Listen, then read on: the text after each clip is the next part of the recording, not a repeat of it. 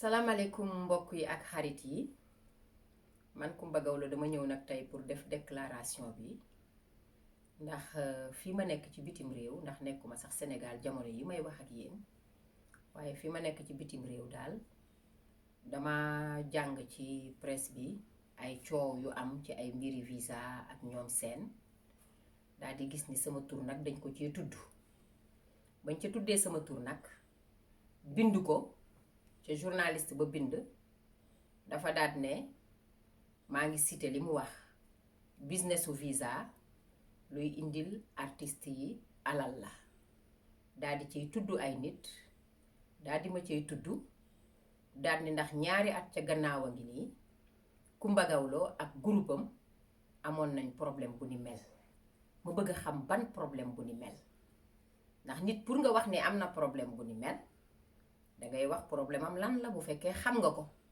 ma xam ni kooku xamul li muy wax te it gannaaw man artiste international la nekk ambassadrice des Nations Unies 5 institutions onusiennes et je pèse bien mes mots te képp koo xamante ni nii daf may fal may nekk ambassadrice de bonne volonté li ñuy wax goodwill ambassador dinañu def enquête ñaari at xool man may kan pour xam ñi may àndal ñi may waxal fi may dugg fa ma juddoo lan laa def ak may kan te macha allah maa ngi sant yàlla enquête yooyu saa yu ñu ko defee ba pare taabal ja bu ñu ca tegee sama dossier de renseignement dañ may woo félicité ma ñi nga xamante ni ñoo ma bëgg a nommer te ñi nga xam ne ñooy enquête ci man nag dëkkuñu Sénégal bitim réew lañ dëkk kenn xamu leen ay tubaab yi xonq coy yoo xam ne ñoom duñ déglu sax musique xamuñu sax kañ lay ni enquête loo mooy kan pour indi neutralité te saa yu ñu ko defee macha allah kon nag ma bëgg bu ngeen gisee may def déclaration bi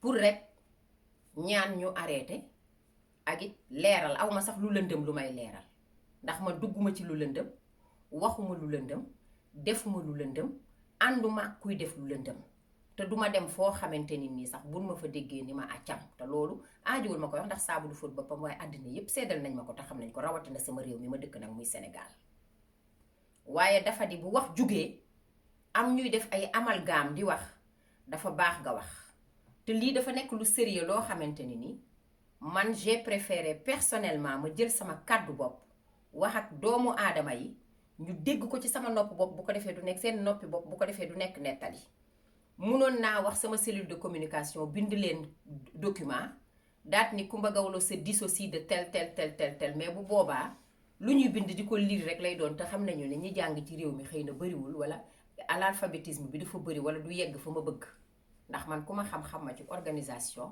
te staff professionnel laa yor ay professionnel lañ yoo xam ne duñu ñuy jàngantu te man it damaa jàng xam samay droit xam li may def xam bu baax fi ma koy teg waaye bu ngeen gisee defuma benn këyit wala benn communiqué wala dara ma préféré wax dama bëgg rek di invité képp koo xamante ni journaliste nga wala bindkat wala doomu aadama buy jël sama tur di ko associé ci ay malversation bay jël sama tur di ko joxe ay exemple nga arrêté ko parce que man 30 ans de métier def naa ko macha allah mën naa ne sax lu ëpp 30 ans de carrière ndax 1986 laa commencé way depuis Voix d'Or te ba ma dalee way ba tey defe naa ne maa ngi sant yàlla sama bopp gaar naa ko gaar sama tur muñ ay neex-neexu àddina yoo xamante ni ay sacrifice choix de vie yu ma def la rek pour am une image irréprochable te loolu tey moo ma may crédibilité ak image irréprochable bi ma am ba institution onusienne bu jug ci sama réew ak sur le plan international voire mondial woo ma nekk seen ambassadrice de bonne volonté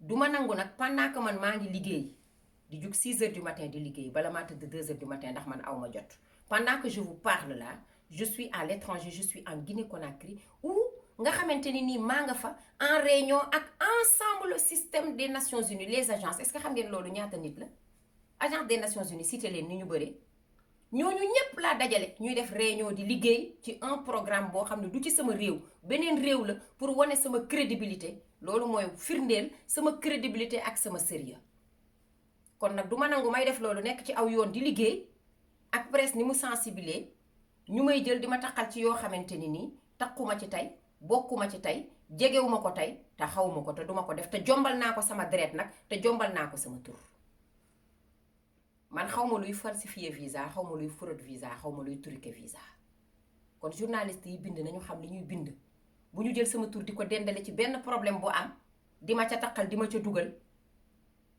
di ma jéem a taqal mënuñu ma taqal nag parce que man ñi may liggéeyal xam nañ ma te xam nañ maay kan waaye dindiku nag dafa baax li sama maam daan wax naan buñ la naree taqal yooyu woowil say géwal ñu ñëw waxal la man nag duma woo samay géwal maay sama géwalu bopp te ñi may liggéeyal xam nañ ma bu baax xam nañu maay kan ndax bés bu ne ñu xam li may liggéey te it nag koo xamante ni nii yow ay ambassadeur da ngay liggéey ak ñoom kooku soxla woo di jël ambassadeur di leen poignard dans le dos ndax kuy ay ambassadeur de pays étranger di seet si ci sa kër sa baay génn àddina ñu di la jaale si muy la France muy les Pays-Bas muy l'Italie muy le Japon muy la Chine bu ma dee lim duma fi jóge ci sa biir réew ak beneen réew boo dem ay ambassadeur di organiser ay dîner spécial en ton honneur ci sa tur sa modeste tur kon kooku defe naa ne ñàkk fayda ak doyadi gu day ne dem naan da ngay dem di furat wala ngay trafiquer lu lay yàqal ndax la nga fa am moo ëpp ay visa kon man soxlawu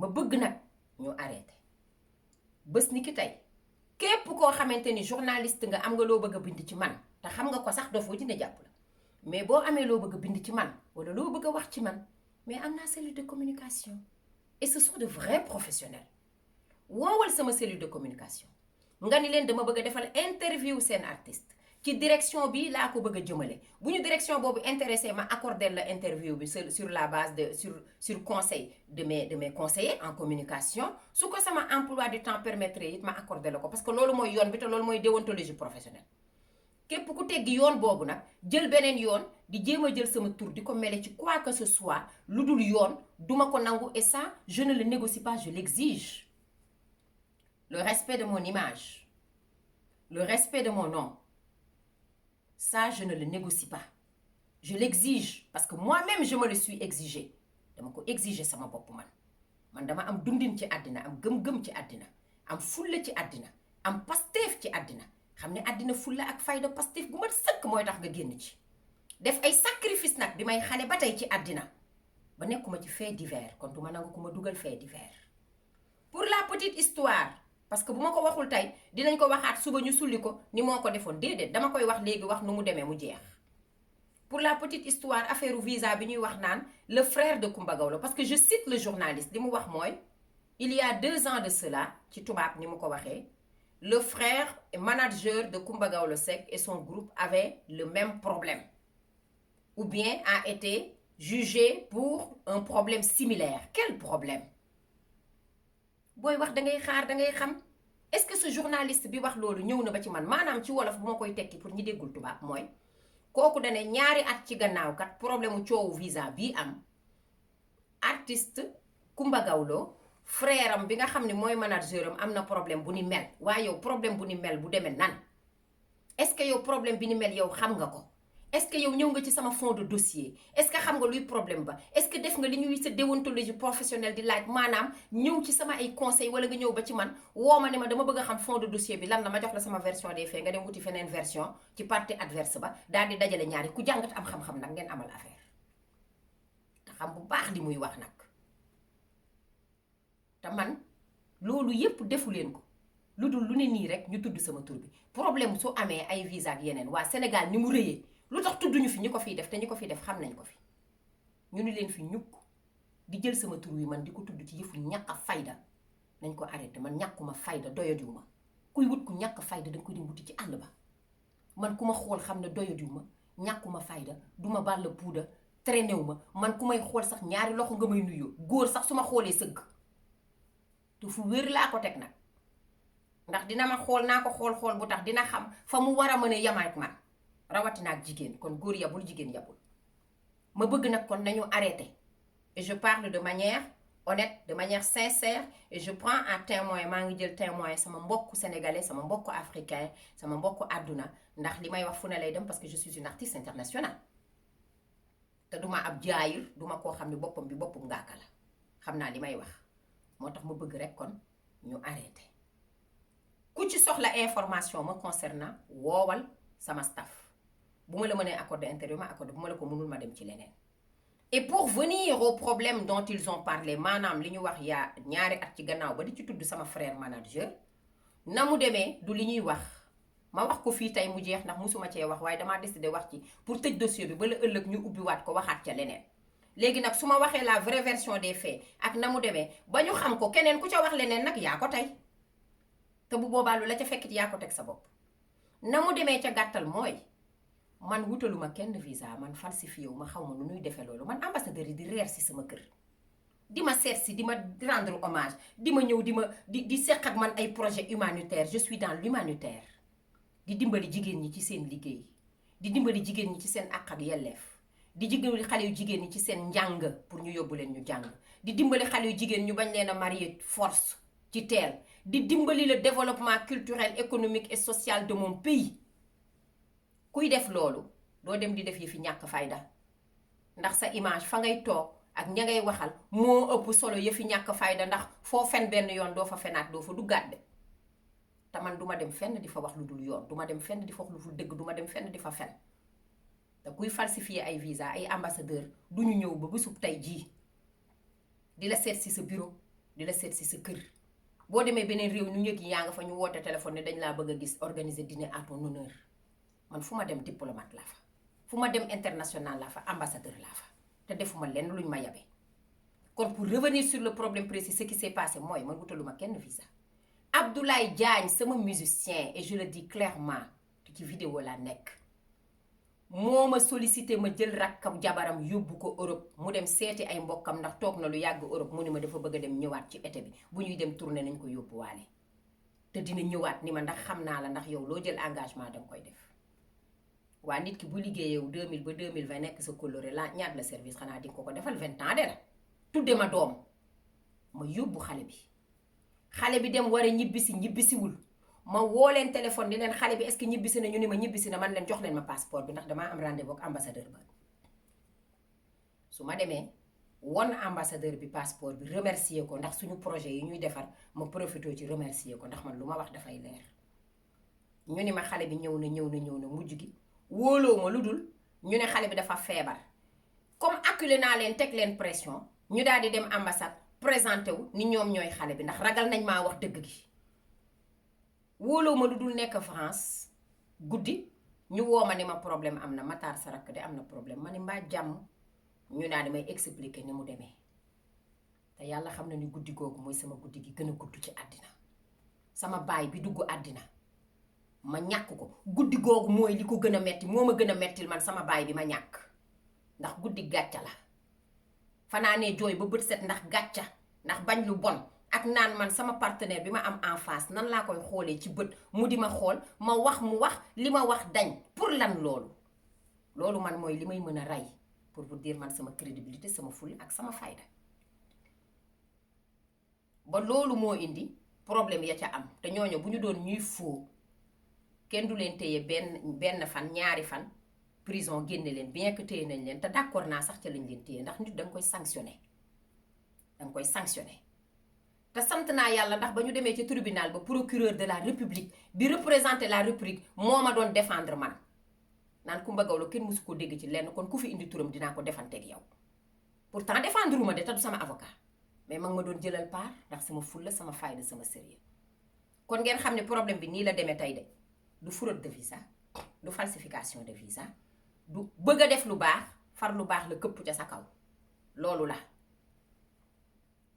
te ba léegi samay relation sama partenaire yooyu yàquwul ndax ambassade Italie ma mu concerné bërki démb boo njaay la ñu ñëw def seen délégation ni ma ambassadeur bi nee na dafa bëgg nga defal ko vidéo ci seen centre culturel italien bi ñu doon lancé fan résidence ba maa def vidéo ba ni ma yaay invité d'honneur am. waa foofu fu fa diggante yàqu ku fay furut di falsifier ndax di nga am loolu, doo ko am. man nag dindiwuma tuuma, waaye dindi tuuma ak leeral bu ñu la naree taxal ci lu dul yoon daa baax. te damaa bëgg wax ci arrêté ndax man Coumba Gawlo je l'exige encore une fois, le respect de mon nom, parce que je tiens à mon image comme à la prunelle de mes yeux. maanaam sama tur mook sama bët yi laa yabale. xam nga kenn bëggul say bët tuuru, sama ñaari bët yi ni ma ko fonke noonu laa fonke sama tur ndax dama ko liggéey. dugguma ci lu bon, waxuma lu bon, awma fu bon, awma xarit bu bon sax duma ànd ak yow, nit ku bon, mbokk mu bon sax bëgguma ko. waa léegi kon man lu tax may liggéey nekk ci liggéey samay partenaire gis ni maa ngi liggéey ñuy cité samay tur yoo xam ne bu ñu tapé Google gis ko daal ne attention déedéet moo tax ma koy dindi ndax en ce moment maa ngi nekk ci ay liggéey yu mag yoo xam ne du ma nangu kenn di ma ko yàqal moo tax ma bëgg ñu arrêté ko. kon ci gàttal daal ne ñëpp xam ne man lu ñu ma tudd lu dul dëgg lu dul yoon bokkuma ci tey bokkuma ci ëllëg te xam nañ ko ndax sénégalais xam nañ ma àddina xam nañ ma Afrique xam nañ man maay kan sans aucune prétention. ndax fii ma ne ci Guinée Conakry gii may defee message bi may diffuser tey dama fi nekk liggéey ak Nations Unies ak première dame de Guinée Conakry Diéné Condé kon loolu ku doyadi du ko def moo tax nag ma ne naa ko leeral wax ak àdduna bi wax ak ñëpp wax ak surtout ñi nga xam ne ñooy bind ñuy def la part des choses buggum bañu ma ko bind ci man mais booy bind ñëwal ci man jëlal appliquer la déontologie professionnelle c'est tout ce que je demande. Sinon, en défaut de quoi, je vais être obligée d'amener de traduire tout simplement les gens devant la justice. Plainte lay bind yóbbu ko ci bureau procureur bàyyi nag samay avocat ñoom ñu liggéey seen liggéey man ma dem liggéey sama liggéey parce que aw ma jotu man di yéeg di wàcc di gérer ay détails pendant que ay nit ñi ngi jël sa tur di ko taqal di ko yàq yow yaa ngi nekk di liggéey di sonn pour vous dire que man aw ma jot. may ñaan nag ñu arrêté ko loolu laa amoon lu may wax képp ko am sa problème na jël responsabilité que les gens assument leur responsabilité. te képp ko amit problème maa ngi ñaan yàlla képp ko am jafe-jafe na nga ci génn ci jàmm ak ci salaam loolu rek laa ñaanal ñëpp waaye man sama jëmmi bopp daal nañu génne sama tur ci lépp loo xamante ni leerul ndax defuma lu lëndëm te man maa ngi défier nag ku mu mën a doon sama tur man Coumba Gawlo fu la neex demal nga enquête demal nga xool demal nga def say traçabilité wëral partout billaay doo gis loo wax amul lu dul bëri jom nangoo liggéey kese ku ma mën a waxal yu baax yooyu nag waxal ku ko mënul tëjal sa bopp ak sa journal ak sa site ak saw làmmiñ ci samay mbir loolu rek laa amoon lu may wax di leen gërëm di leen sant di nuyu samay xarit di nuyu samay am di jàmm di nuyu sama ñépp di leen sant loolu laa amoon lu may wax. Je vais dire le même message en quelques mots en français parce que peut-être que tout le monde ne comprend pas la langue wolof que je viens à travers laquelle je viens de m'exprimer. Ce que je disais en fait, c'est que depuis l'étranger, en l'occurrence la Guinée-Conakry où je suis, j'ai été surprise ce matin à mon réveil par un article à travers lequel j'ai pu voir mon nom cité dans des affaires de trafic de visa, cité en exemple dans des trafics d'affaires de visa, de fraude ou des choses comme ça, ce qui m'a profondément blessée, mais qui m'a aussi choquée. Parce que comme vous êtes censés tous le savoir, depuis 30 ans que je fais ce métier, je ne pense pas, et je le dis haut et fort, je ne pense pas que moi, Coumba Gawlo, j'ai eu à sortir de cette droite ligne dont je me suis fait un objectif, dont je me suis fait un devoir et que je me suis imposé de suivre. J'ai travaillé dur pour en arriver là où je suis et ça, je sais aussi que vous le savez mieux que moi. Je suis partie de rien.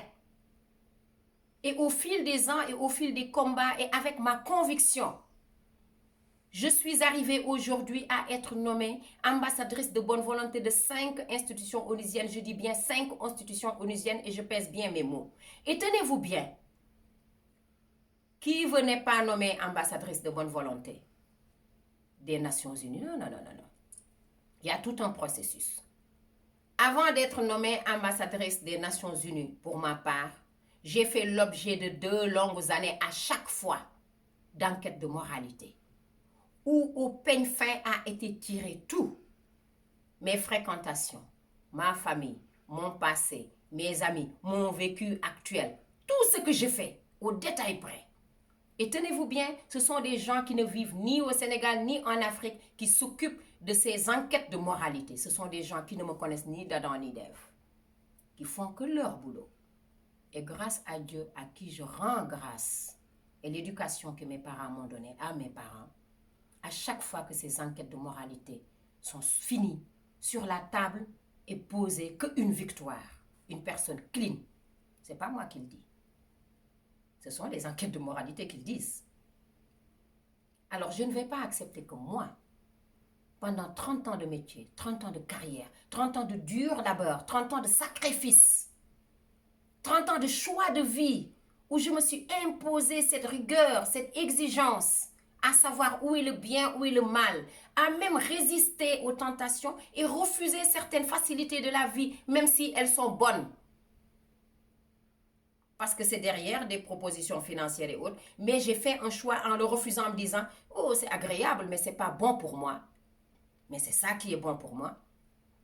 Que des personnes mal intentionnées, pendant que moi je suis à l'étranger, parce qu'au moment où je vous parle, je suis en Guinée-Conakry, où je suis en réunion de travail avec l'ensemble des agences du système des Nations Unies pour un programme aux côtés de la première dame Guinée Condé. Donc quelqu'un qui fait ça n'a pas le temps. Pendant que moi je suis à l'étranger, donc pour faire ce travail noble pour l'Afrique, pour mon pays, le Sénégal, que des personnes mal intentionnées se mettent à citer mon nom dans des articles sur des faux et usages de faux. Je suis désolée. Au risque de faire reculer mes partenaires qui peuvent googler ou le regarder et se dire ah tiens, elle n'est pas clean. Non. Et je ne pense même pas d'ailleurs que mes partenaires le fassent parce qu'ils me connaissent, ils savent qui je suis moi. Parce que ce n'est pas tout le monde qui fait des messages avec les Nations Unies. Man sama xaalis dama ko liggéey sàccuma ko dama ko ñàkk. Et aujourd'hui, je ne vis pas seulement par la musique. Je peux même laisser la musique et continuer de gagner ma vie. Parce que je suis une consultante internationale pour le droit des femmes, pour le droit de l'enfant, pour l'éducation des filles à travers la scolarisation, leur maintien à l'école, pour le mariage des enfants, pour l'abandon de l'excision, etc., etc. Si tu n'as pas quelque chose dans ta petite tête là, tu ne peux pas faire ça. Donc vous vous imaginez bien que ce n'est pas pour mes beaux yeux ou parce que je suis Kumba Gawlo que ces gens me déroulent le tapis rouge et que m'écoutent parce que je suis bien gentille. Ils n'en ont rien à faire que je sois gentille. Ils m'écoutent parce que tout simplement, ils savent que j'ai un message à véhiculer. Ils savent que j'ai quelque chose à dire. Ils savent que je peux faire bouger les lignes, faire bouger les lignes. Ils savent que je suis quelqu'un qui peut faire avancer l'Afrique, qui peut faire rêver les femmes, qui peut faire changer la donne. Alors, pendant que moi je fais ça, de la manière la plus calme dans mon coin, sans fatiguer personne, des personnes mal intentionnées se mettent sans aucun professionnalisme à associer mon nom à des problèmes, sans avoir même la déontologie professionnelle ni le scrupule de passer par mon staff pour demander une interview. C'est tellement simple. Et je vous aurais donné ma version des faits. C'est aussi simple que ça. Alors je veux que cela cesse. Parce que le respect de mon nom, de ma notoriété, je ne le négocie pas. Je l'exige. Je l'exige parce que moi-même, je me le suis exigé. Parce que j'ai fait un choix de vie. Beaucoup de sacrifices pour en arriver là où je suis.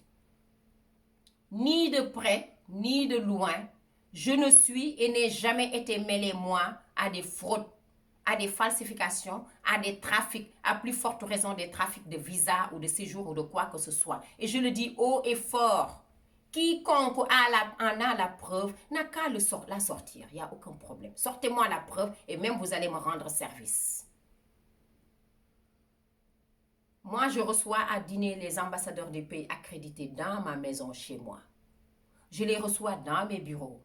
Je mène des projets importants pour le développement de mon pays, dans le cadre du développement durable avec eux. Quelqu'un qui fait ça ne va pas avoir l'idiotie, à mon avis quand même, il faut être bête pour le faire, d'aller faire des petits coups bas là, une ñàkk fayda, au risque de tout perdre. Parce que j'ai une fondation humanitaire. Je travaille dur pour mon pays. Et en dehors de mon pays, ces mêmes personnalités et diplomates du monde me reçoivent à leur table. Et vous pensez que je vais aller moi les poignarder dans le dos? Et tenez-vous bien, visa sax nit dinañ koy wut man ambassade wooma ma xamal leen loolu tey. Visa, artiste dina ko soxla ambassade wooma.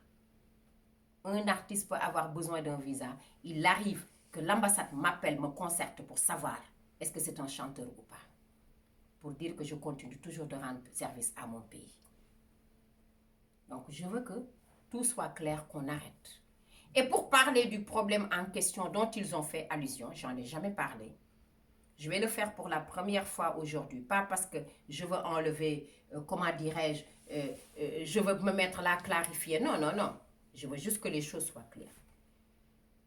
Je cite le journaliste qui a écrit l'article, excusez-moi. Il a dit ceci. Il a parlé de problèmes de visa qui se passent dans mon pays, tel, avec des artistes, et m'a cité moi. Mais pourquoi dans tout le lot d'artistes qu'il y a au Sénégal, on ne cite que moi? Mais ceux qui falsifient les visas, vous le savez mieux que moi, les journalistes, vous les journalistes là, vous le savez, ceux qui en font leur business là, vous le savez parfaitement mieux que moi. Pourquoi vous ne les citez pas? Pourquoi vous me citez que moi? Et je cite le journaliste qui dit ceci, tel a des problèmes de tel de visa. Et il y a 2 ans de cela, le frère et manager de Kumba Gawlo a été au tribunal pour le même problème ou pour un problème similaire et a passé d'ailleurs un bref séjour en prison. Mais ce n'est pas professionnel. Quel problème similaire? Est-ce que toi tu connais mon problème? Quel même problème? Est-ce que tu connais mon problème?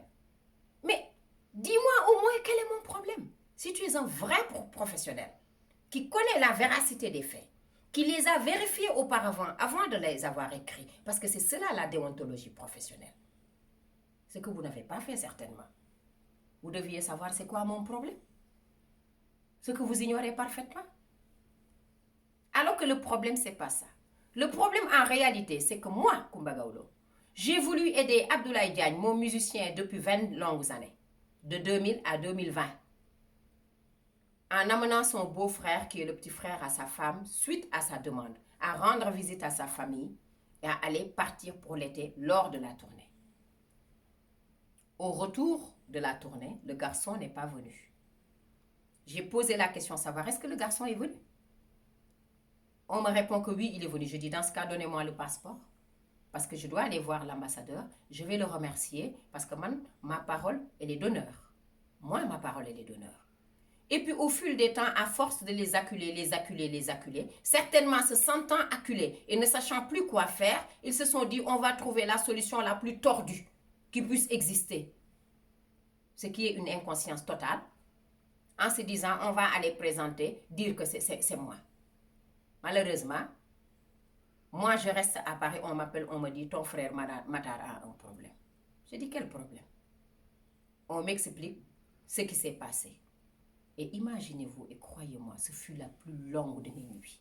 Et la plus douloureuse, même mon propre père que j'ai perdu. La douleur que j'ai ressentie dans cette affaire, je ne l'ai pas ressentie après avoir perdu mon père. Parce que mon père, au moins, je sais que c'est Dieu. Et ça, pour moi, c'est une douleur de la honte. Pourquoi? Parce que j'ai en face de moi une personne à qui j'ai donné ma parole et mon engagement et j'ai failli. Et je préfère mourir que de faillir ou de baisser le regard. Ça, c'est ma nature. Je suis comme ça, moi, Kumba Gawlo. Et heureusement, la justice a bien compris qu'il n'y a eu aucune fraude plutôt, aucune falsification. Ils ont passé 2 jours à Rebeuss, vendredi, samedi. Lundi, ils ont été relâchés. S'il y avait de la fraude, ils n'allaient pas passer 2 jours. Et récemment, l'ambassade d'Italie en personne, qui est concernée, m'a invité même à faire une annonce pour leur théâtre. Et j'ai été l'invité d'honneur. Quelqu'un qui a des problèmes de visa ou qui falsifie ou qui fait des conneries de ce genre ne va pas quand même avoir l'invitation des ambassadeurs qui continuent à venir dîner à sa table. Si vous voulez quelqu'un à qu'incriminer, si vous voulez quelqu'un dont vous voulez salir l'image, cherchez ailleurs, pas chez moi. Parce que chez moi, je défie quiconque, il n'y a rien à dire. Absolument rien. Et je pèse bien mes mots. À compter d'aujourd'hui, je vous préviens. À compter d'aujourd'hui, je préviens. Là, je parle français maintenant comme une Africaine. Parce que je suis une vraie Africaine. Je vous préviens. Quiconque utilise mon nom sans passer par la déontologie professionnelle, c'est-à-dire le bon canal, par moi, cellule de communication, pour demander son interview, et se met à utiliser mon nom dans des choses qui ne sont pas claires, je vous assure et je vous garantis que je vais porter plainte directement auprès du procureur. Parce que mon nom, c'est moi qui l'ai travaillé, dur. Personne ne va dire c'est grâce à moi, à part Dieu et mes parents. Et je n'accepterai pas de faire des sacrifices pendant que d'autres viennent ternir mon image au risque de faire reculer mes partenaires qui vont penser que je ne suis pas clean, alors que moi je suis clean. Donc si le message est bien entendu, c'est clair, je souhaite vraiment, sans haine, sans rancœur, sans heurts, sans aucun problème, que juste